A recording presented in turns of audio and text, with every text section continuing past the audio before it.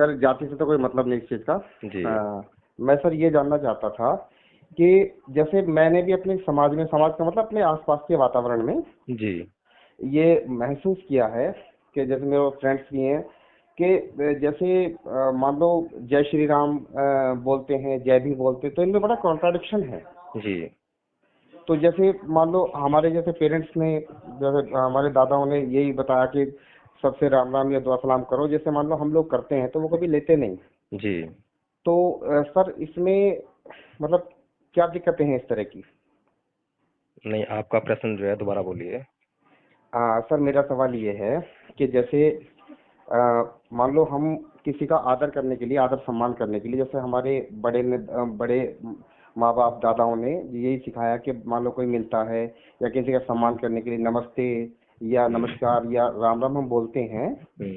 तो जैसे मान लो इस तरह के लोग हमें मिलते हैं जैसे जो मतलब जय श्री राम नहीं लेते, तो उन मतलब ये क्या वजह है जो जैसे हम उनका सत्कार कर रहे हैं या मतलब हम उनको आदर दे मतलब रहे ये हैं? आप पूछना चाह रहे हैं कि वो लोग जो हैं, जब हम किसी बड़ी जाति के लोग जो अपने आप को कहते हैं, हाँ हाँ।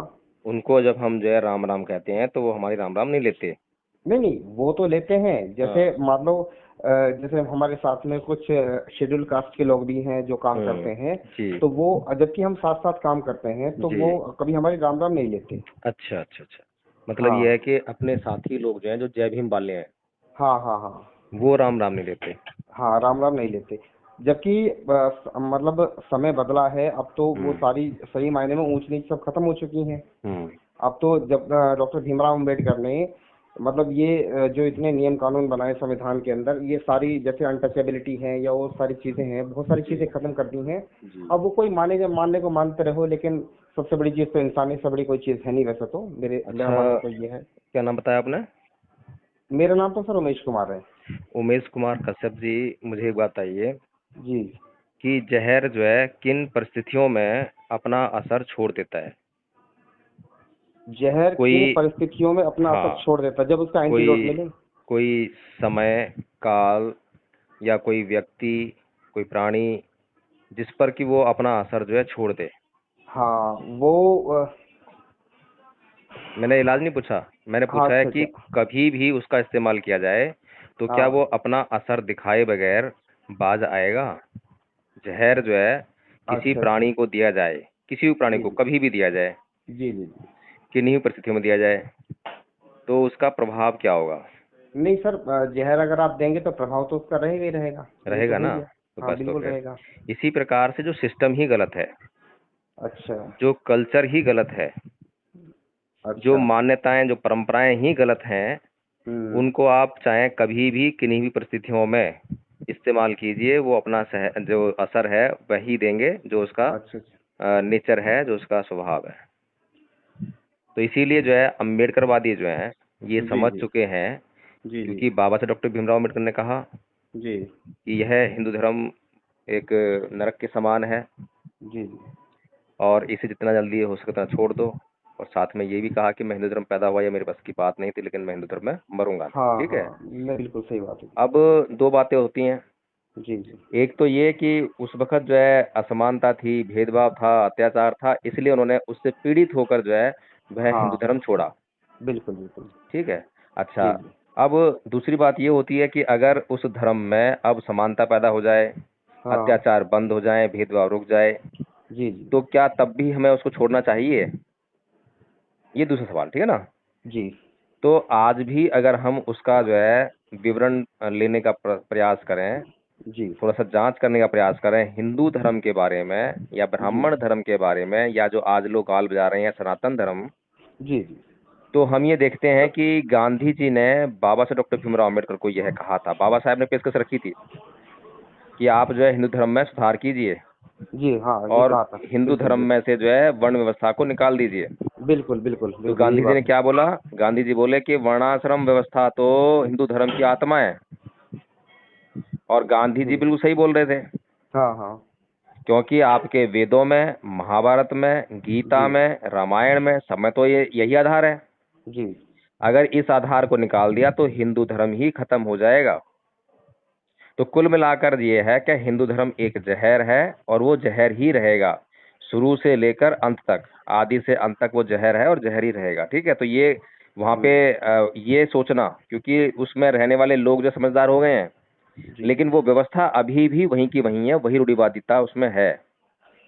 वह नहीं सर, धर्म, वेद ये तो धर्म, एक मिनट जी जी, सुनिए, हाँ हाँ, बताएं सर, बताएंगे। इस धर्म के मानने वाले जो पुजारी हैं, पंडे जी। हैं, शंकराचार्य हैं, विद्वान लोग हैं, जी जी। उन्होंने कभी भी अपने मुंह से ये नहीं कहा है कि हिंदू धर्म के सिद्धांतों में परिवर्तन की कभी कोई गुंजाइश है, और ना वो कभी परिवर्तन के लिए कहते हैं।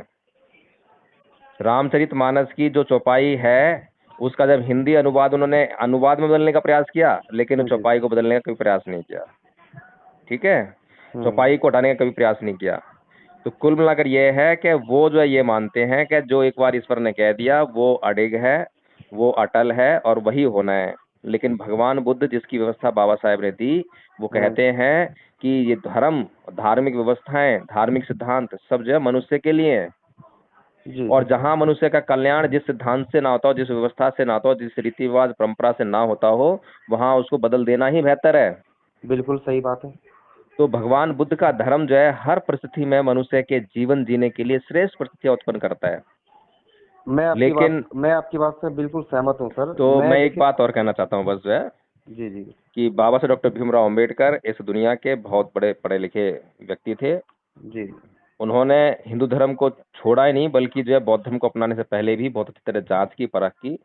हम्म। अगर उन्होंने केवल इस कारण से बौद्ध धर्म अपनाया होता कि यहाँ पर हिंदू धर्म में जातीय भेदभाव है, अत्याचार है, हम्म। और यहाँ पर नहीं है, तो जी। इस आधार पर जो है वो सिख भी बन सकते थे, मुसलमान भी बन सकते थे, कोई और अन्य धर्म अपना सकते थे। नहीं, लेकिन मैंने सर, जैसे सुनिए थोड़ा मैंने सा, जैसे हाँ हाँ, जी जी, लेकिन बताएं। बौद्ध धर्म का बहुत गहन अध्ययन किया, और वो अध्ययन करने के बाद उनको एक ऐसी चीज हाथ लगी जो संसार में कहीं और मिलती ही नहीं है। जी ठीक है, इसीलिए उन्होंने जब बौद्ध धर्म ग्रहण किया, और जो ये वाली बात जो है कि जी। बौद्ध धर्म के तत्व ऐसे तत्व हैं जो जी किसी अन्य धर्म में मिलेंगे ही नहीं, और एकमात्र ऐसा धर्म है जो बिल्कुल मौलिक है, जिसके सिद्धांत जो है मनुष्य के लिए हमेशा जो है बहुत सम परिस्थितियां उत्पन्न करते हैं। ठीक है, अब बताइए। मैं ये कहना चाह रहा हूँ सर, जैसे वो बात आपकी ठीक है ना। ये बौद्ध धर्म जो है, ये मानवतावादी है।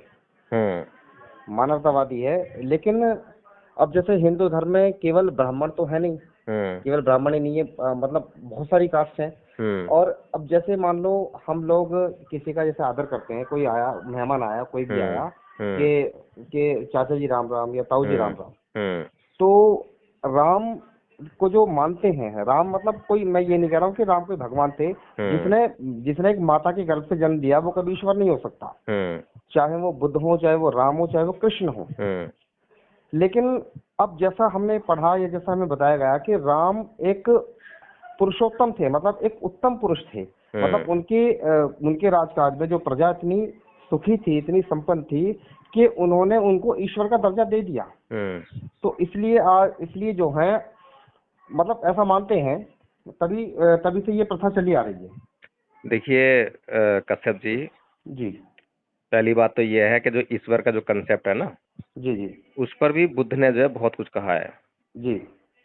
और ईश्वर की जब हम जांच करने बैठते हैं, जी।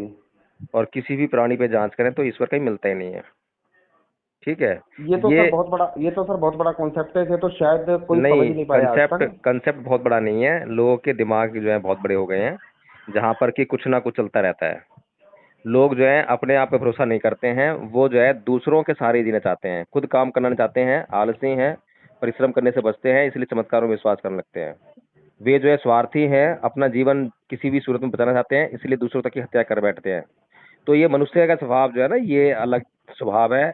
इसी कारण से सारी बीमारियां उत्पन्न हो रही हैं। भगवान बुद्ध को जब आप पढ़ोगे ना थोड़ा सा ध्यान से जो है, जी। तो आपके सारे जो कंसेप्ट है वो क्लियर होते जाएंगे। नहीं, भगवान बुद्ध ने जो है, मैंने गौतम बुद्ध को बहुत पढ़ा भी है, मतलब बहुत नहीं, मतलब जितना किताबों में जैसे दिया गया है, जैसे मान लो 6 7 8 की नहीं मैं नहीं, जो वो किताब। That is not enough and that is not true. तो जी। वो जो है, जो आपने पढ़ा है वो काफी नहीं है और सत्य भी नहीं है, ठीक है। जो पढ़ाया जाता है ना, जो स्कूल किताब में पढ़ाया जाता है, कॉलेज में पढ़ाया जा रहा है। नहीं सर, ये तो खैर ये मैं इसका वो करूंगा विरोध कि हम्म। जो वो सत्य नहीं है किताबों हम्म। में। क्या सारी बात झूठ तो होती नहीं कि जो किताबी मतलब जो शिक्षा का आधार है। चलिए, हमें जो है बुद्ध ने कहा है कि हमें हमेशा जो है संदेह प्रकट करना चाहिए, प्रश्न करने चाहिए, ठीक है, खोजी हाँ रहना बिल्कुल। चाहिए। हाँ बिल्कुल। ये केवल बुद्धि कहते हैं, बाकी दुनिया का धर्म कोई नहीं कहते, ठीक है। तो जी जब हम बुद्ध के बारे में ये पढ़ते हैं कि बुद्ध को एक दिन जो है, जब वो राजमहल से निकले 29 वर्ष की अवस्था में, तो उनको एक मृत व्यक्ति दिखाई दिया, एक बूढ़ा दिखाई दिया, एक बीमार दिखाई दिया, एक जी जी मतलब इस तरह से अवस्था दिखाई, संन्यास दिखाई दिया, ठीक है। जी जी। तो उन्होंने इन चारों अवस्थाओं को देखकर जो है उसी दिन गृह त्याग कर दिया, रात के अंधेरे में, ठीक है। अच्छा। अब इस पर आपने कभी प्रश्न किया, कभी संदेह किया कि मैंने संदेह 29? किया, बिल्कुल किया है, बिल्कुल मैंने संदेह बताइए। किया, कई कई से मैंने पूछा भी। हम्म। लेकिन मुझे इसका जो है एक जो सेटिस्फेक्शन आंसर होता वो नहीं मिला।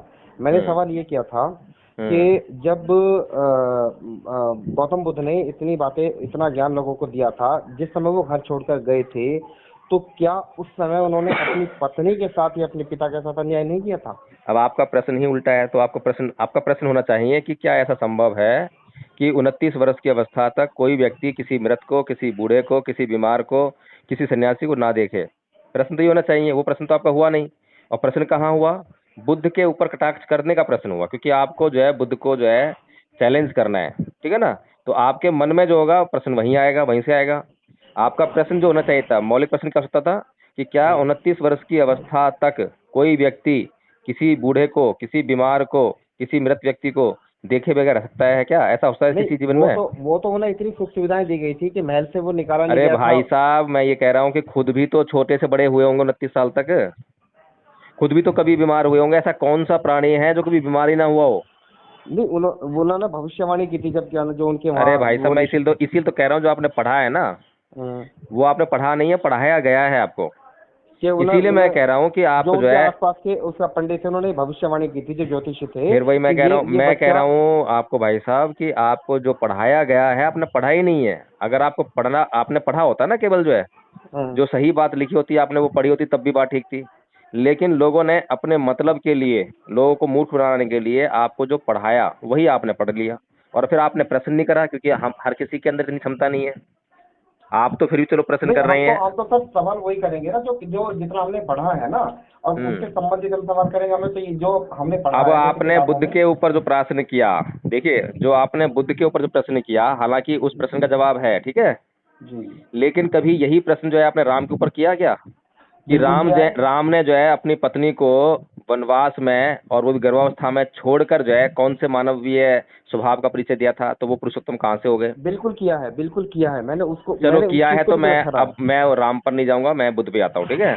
मैंने जो उस चीज को आपका गलत ठहराया। जी, जो आपका प्रश्न है, उन्होंने। लेकिन आपने देखिए हाँ राम को गलत ठहरा दिया, लेकिन आप फिर भी उसको पुरुषोत्तम कह रहे हैं, ठीक है।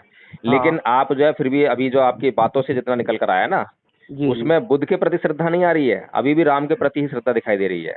हाँ चलिए। बिल्कुल सही बात है एकदम आपकी। हाँ, मुझे पता है, क्योंकि मैं आपको, जब आपकी बातें हैं, आपके शब्द हैं, उनसे ही जी। मैं निष्कर्ष निकाल रहा हूँ। अब क्योंकि आपका जो मेरे प्रश्न है मेरे ना, सवाल, ये दो तीन सवाल ऐसे जी, थे जो कितने दिनों से अटके हुए थे, जो कोई आज बात तक नहीं, इनका कोई कोई बात जवाब नहीं, ही नहीं दे पाया था। कोई बात नहीं। अभी आपका जो दूसरा प्रश्न है कि बुद्ध ने अपनी पत्नी को रात के अंधेरे में सोता हुआ छोड़ के चले गए, तो अपनी हाँ पत्नी और अपने बच्चे के साथ में अन्याय नहीं किया क्या? ये प्रश्न है ना आपका। हाँ बिल्कुल बिल्कुल। अब मुझे एक बात बताइए। जी पहली बात तो ये है कि ये कहानी ही झूठ है, कि वो जो है रात को सोता हुआ छोड़कर चले गए, ठीक है। जी। भगवान बुद्ध जो है महाकारुणिक हैं। महाकारुणिक समझते हैं क्या होता है? नहीं। जो हर प्राणी पर जो है करुणा रखते हैं। करुणा प्रेम नहीं है। अच्छा। करुणा क्या है? प्रेम नहीं है। प्रेम जो है द्वेष का कारण बनता है, घृणा का कारण बनता है। जहाँ प्रेम होगा वहाँ द्वेष और घृणा होगी, लेकिन जहाँ करुणा है वहाँ करुणा ही रहेगी। वहाँ पर द्वेष और घृणा नहीं आती, ठीक है। बिल्कुल, वो तो हाँ, वो तो उनका चरित्र से झलकता है कि द्वेष हाँ और घृणा तो उनके अंदर थी नहीं। जी। तो हाँ अगर वो तो, अगर ये तो है। अगर भगवान बुद्ध, जो कि अभी सिद्धार्थ हैं, अभी बुद्ध नहीं है, हाँ और बचपन से ही उनकी जो मानसिक प्रवृत्तियां हैं, स्वाभाविक जो प्रवृत्तियां हैं, वो हैं करुणा की, कारुणिक होने की, ठीक है। बिल्कुल बिल्कुल। तो ये तो। ऐसा कैसे हो सकता है कि वो अपनी बीवी पर, अपने बच्चे पर जो है इतना अत्याचार करें कि उनसे मिले बगैर, उनको सोता हुआ छोड़ कर चले जाएं, उनकी चिंता किए बगैर? हो सकता है क्या? ये प्रश्न होना ये चाहिए, मौलिक हाँ, प्रश्न। नहीं हाँ, ये मैंने जी, इसलिए ये प्रश्न नहीं उठाया क्योंकि जो मैंने किताबों में पढ़ा था ना, आप बताओ किताबों से बाहर आदमी कहाँ जाएगा। मुझे पता है, इसीलिए मैंने आपको कहा थोड़ा सा और अध्ययन कर लेते, थोड़ा और चिंतन मनन कर लेते तो अच्छा रहता। मेरे पास भी सवाल है, मैं भी चिंतन मनन करता हूँ, मैं किसी की बात ऐसी नहीं मानता। हम्म। क्योंकि बुद्ध ने ही कहा है कि किसी भी बात को इसलिए मत मानो कि कोई बड़ा विद्वान कह रहा है, किसी भी हम्म। बात को इसलिए मत मानो कि आपको अच्छी लग रही है। नहीं, तथ्य पर आधारित होनी चाहिए ना किसी वो। भी, हाँ, तर्क, और सबसे बड़ा तर्क, तर्क से भी ऊपर जो क्या है, प्रज्ञा, भावनामय प्रज्ञा, हम्म। कि आप स्वयं से उसका अनुभव कर सकें, वो सबसे बड़ा है। अब बात में तर्क है, बात में तथ्य है तो हाँ, ठीक है। तो जो सिद्धार्थ हैं वो कारुणिक हैं, ठीक है। जी। तो वो ऐसा नहीं कर सकते कि अपनी बीवी को, अपने बच्चे को जो है रात को अंधेरे में सोता हुआ छोड़कर उनकी चिंता किए बगैर चले जाएं, ठीक है। हम्म। तो अब फिर गए कैसे, गृह त्याग कैसे हुआ, क्या कहानी है। हम्म। कभी भी भगवान बुद्ध ने भिक्षु संघ के साथ में जो है इन बातों की चर्चा नहीं की है, ठीक है। और ना ही भगवान बुद्ध के बाद जो प्रथम संगीति हुई, द्वितीय संगीति हुई, जितनी भी संगीतियां हुई है, कभी भी पहली संगीति में होना चाहिए था जब महाकश्यप जो है उसके अध्यक्ष थे। तो हम्म। उन्होंने भी बुद्ध के जीवन पर कोई प्रकाश डालने के लिए नहीं कहा, वहां पर कोई चर्चा ही नहीं हम्म। हुई। केवल हाँ। धम्म पर चर्चा हुई है, विनय पर चर्चा हुई है, हम्म। इसके अलावा कोई अन्य चर्चा ही नहीं हुई है, ठीक है। जी। इसके अलावा जो है एक आपको मैं जो है एक रेफरेंस दूंगा बुक का, जो कि परम पूज्य बाबा साहब डॉक्टर भीमराव अम्बेडकर ने लिखी है, अच्छा। भारत के बौद्धों का मार्गदर्शन करने के लिए। अच्छा। उस किताब में जो उन्होंने जो है महाभिनिष्क्रमण जिसे कहते हैं, गृह त्याग जो किया सिद्धार्थ ने, हम्म।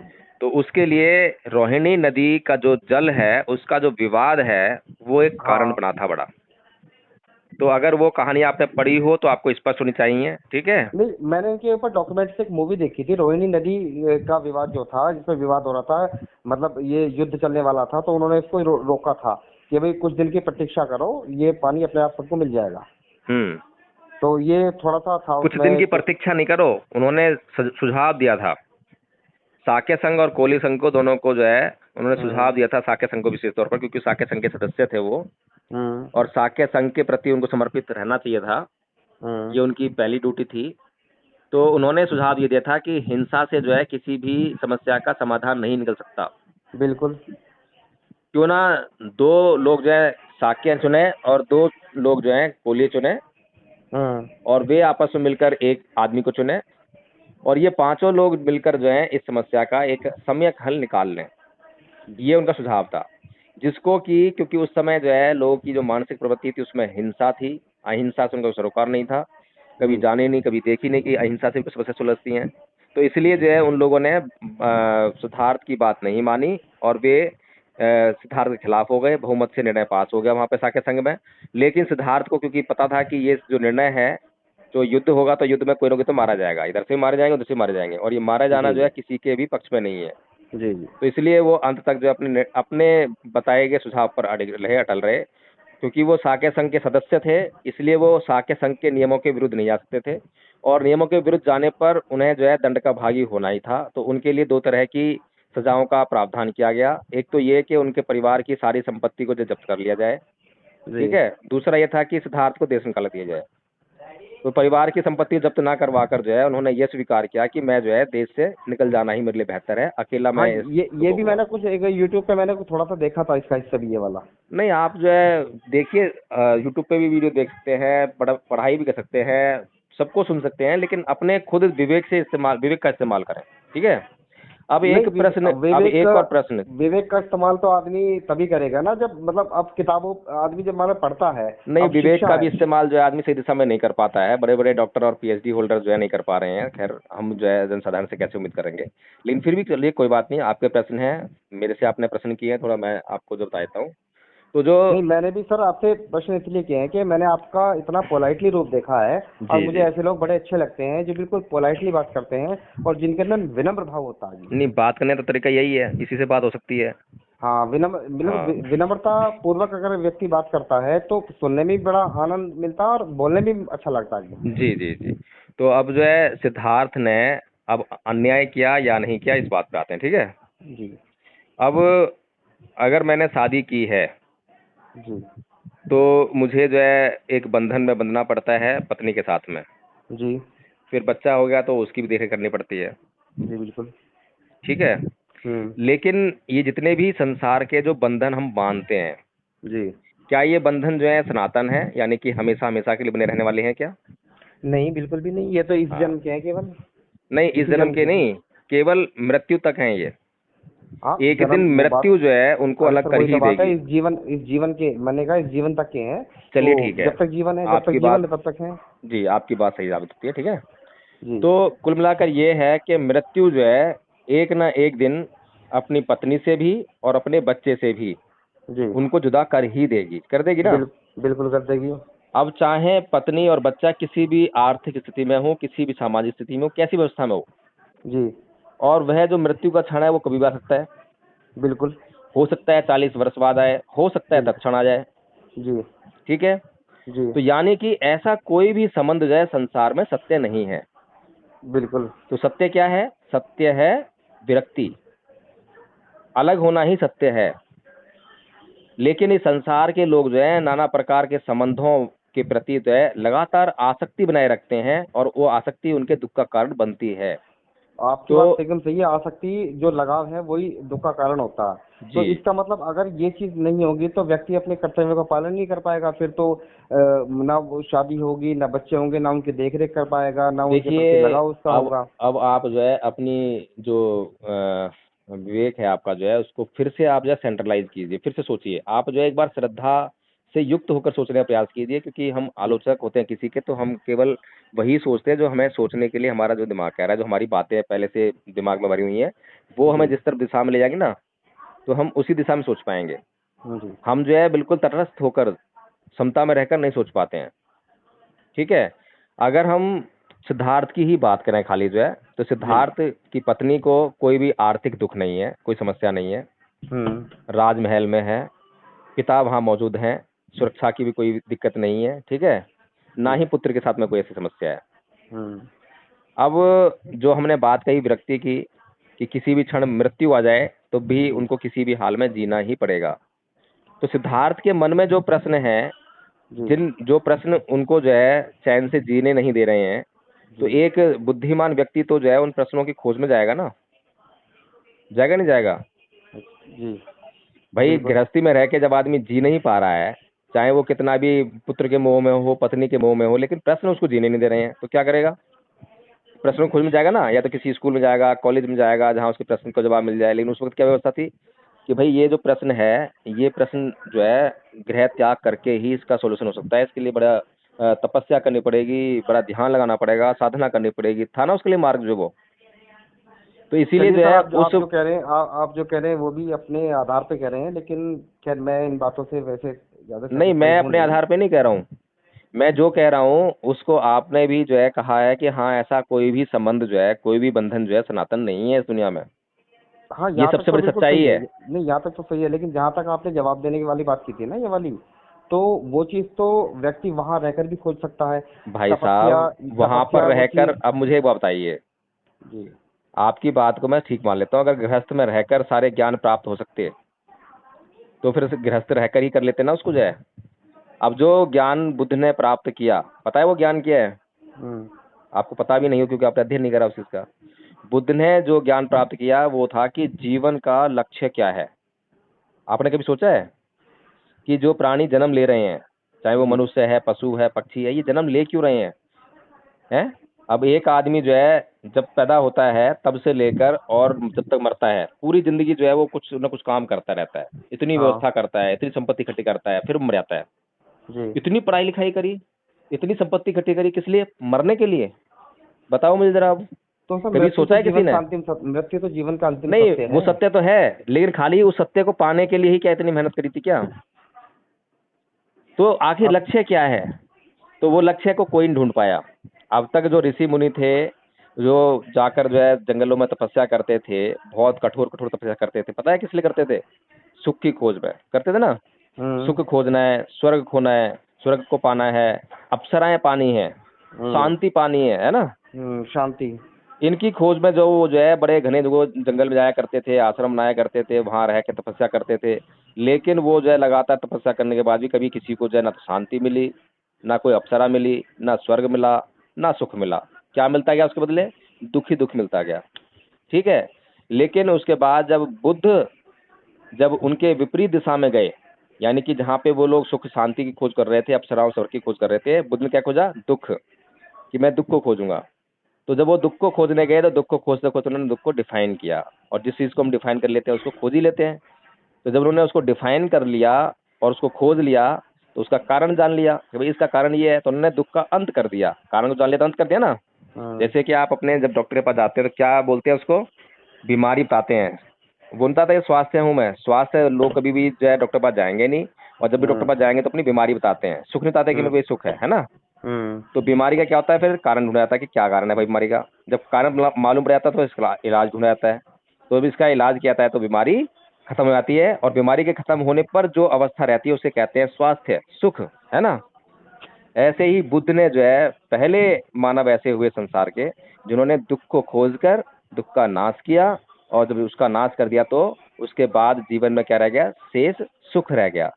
तो आज भी जितने प्राणी हैं, जितने मनुष्य हैं, भगवान बुद्ध के इतने बड़े ज्ञान देने के बाद भी लगातार उसकी उल्टी दिशा में ही भाग रहे हैं। यहाँ तक कि बौद्ध लोग भी आज शांति की बात करते हैं, अहिंसा की बात करते हैं, सुख की बात करते हैं, हैप्पीनेस की बात करते हैं, लेकिन बिल्कुल।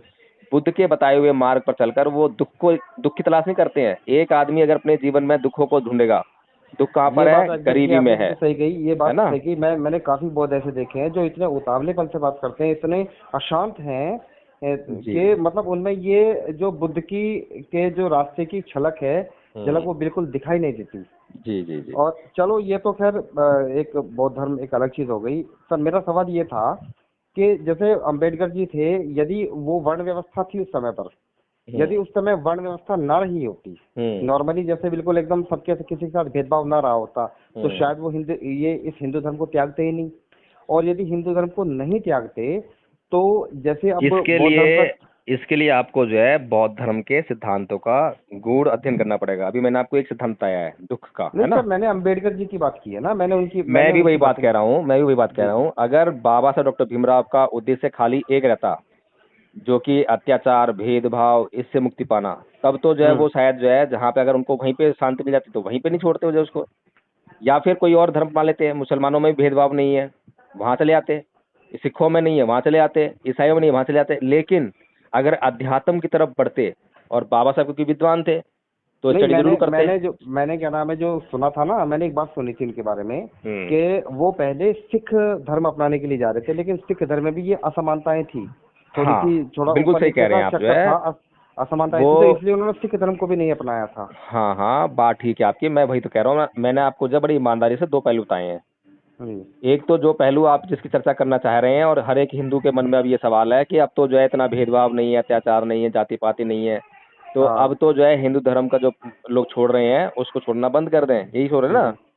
और नहीं, दूसरा मेरे देखो, दूसरा जो एस्पेक्ट है। मैं तो इस चीज को, मेरा तो इस चीज से कोई फर्क नहीं पड़ता कि कोई किस धर्म में जा रहा। मैं सही मायने में ना, तो मेरे लिए सारे धर्म बराबर हैं, मेरे लिए कोई धर्म नहीं है और सारे धर्म भी बराबर ही है, नहीं, मैं सभी अभी का आदर करता हूँ। अभी आप जो बात कह रहे हैं ना, जी। वो एक सामाजिक डर है कि मैं सभी धर्मों का जो है समान रूप से आदर करता हूँ, सम्मान करता हूँ। ये सामाजिक डर है, क्योंकि हमें पता है कि अगर ऐसा हम नहीं बोलेंगे तो समाज में जो है विद्वेष फैलेगा, समाज में हिंसा फैलेगी, समाज में जो है नहीं भाईचारा सुनो, खत्म इससे होगा। इससे इससे फर्क क्या पड़ेगा भाई, मैं स्वतंत्र बता हूँ, तो रहा हूँ है मैं ना। भाई मुझे साहब, भारत का संविधान भी स्वतंत्रता की आजादी वो देता है। मैं बता तो रहा हूँ। एक आदमी कहता है भाई मैं किसी धर्म को नहीं मानता, मैं तो इंसान को मानता हूँ, इंसानियत को मानता हूँ। अब जी। बताइए, ये तो कथन बिल्कुल सही है, सबको चलेगा, है ना। हाँ। इस बात से कोई इनकार नहीं करेगा। लेकिन मैं ये कहता हूँ कि आप एक तरफ रखिए इंसानियत को, इंसान हाँ। को, और दूसरी तरफ जो है चलिए आप जो है बौद्ध धर्म की तरफ। जी। तो बौद्ध होना का जब आपको गुण पता लगेगा ना कि बौद्ध क्या है, बौद्ध धर्म क्या है, तब आप कहेंगे कि जो इंसानियत तो ठीक है, वो तो न्यूट्रल पॉइंट है, लेकिन उससे अगर प्लस की तरफ बढ़ना है, यानी कि इंसानियत जो है, यानी कि एक प्राणी जो है जन्म लेता है, लेकिन वो लगातार दुखों में ही अपना जीवन जो है भोगने के लिए मजबूर होता है। अगर उससे कोई निजात दिला सकता है तो वो बुद्ध का धम्म है, उस धम्म का जो मार्ग हो जाए वो है। तो निसंदेह सबसे अच्छी बेहतर स्थिति ये है, बेशक आप धम्म को समझ पाओ ना समझ पाओ, लेकिन अगर आप इंसान भी हो जाते हो तो भी अच्छी बात है। यहाँ तक भी जो है कम से कम समाज में सुख शांति और समृद्धि बनी रहेगी। लेकिन अगर किसी व्यक्ति को अध्यात्म तरफ मुड़कर हमेशा हमेशा के लिए अपने जन्म मरण के जीवन चक्र से मुक्ति पानी है, और उस श्रेष्ठ सुख को जो है लाभ उसका अर्जित करना है, तो बुद्ध के धम्म का अध्ययन करना ही पड़ेगा। चलिए भाई साहब, बहुत सर। लंबी बातचीत हो गई, 2-4 मिनट की बात थी, मैं भी बहुत सारा काम करना है मेरे को भी। अच्छा फिर कभी बात चलो, करेंगे, ठीक है ना? चलो धन्यवाद भाई साहब, बहुत बहुत समय देने जी के जी। लिए। क्या नाम बताया था आपने, एक बार बता दे रहा हूँ दोबारा से। सर कभी वैसे मेरा आपसे मिलने का मन है, कभी अगर समय मिला तो मैं आपसे मिलूंगा जरूर। मेरा नाम उमेश कुमार कश्यप है और मैं यूपी के गाजियाबाद जिले के मोदीनगर का रहने वाला हूँ। अच्छा अच्छा अच्छा, चलो बहुत अच्छी बात है। आप कहाँ से हो सर? मैं दिल्ली से ही हूँ। अच्छा, प्रॉपर दिल्ली